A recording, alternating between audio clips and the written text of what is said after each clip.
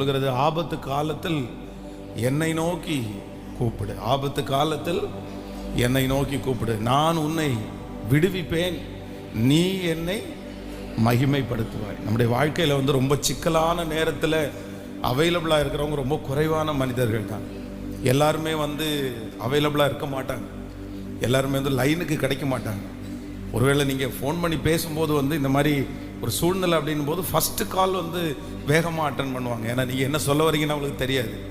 ஆனால் இந்த மாதிரி ஒரு ப்ராப்ளத்தில் இருக்கிற, இந்த மாதிரி ஒரு பிரச்சனை எனக்கு போயிட்டுருக்கு அப்படின்னு சொன்னீங்கன்னா, அடுத்து 2வது டைம் கால் போகும்போது இன்னும் ரிங்க்கு ரொம்ப லேட்டாக தான் எடுப்பாங்க. ஏன் அப்படின்னா, அந்த பிரச்சனையான நேரத்தில் அவங்க ரொம்ப அவைலபிளாக இருக்கிறது குறையும். வேறு ஏதாவது ஒரு விஷயம்னா கூட 2 நிமிஷம் பேசலாம். ஆனால் பிரச்சனைன் போது நிறைய பேர் ஒதுங்கி நிற்பாங்க. நிறைய பேர் அவங்க எல்லாருமே அவங்களுடைய சேஃப்டியை பார்ப்பாங்க. அது மனிதனுடைய இயல்பு. ஆனால் வேதம் சொல்கிறது, ஒரே ஒருவர் மட்டும்தான் நம்முடைய வாழ்க்கையில் ஆபத்தான நேரத்தில் என்னை நோக்கி கூப்பிடு, அவரிடத்திலிருந்து உதவி நமக்கு தேடி வரும்.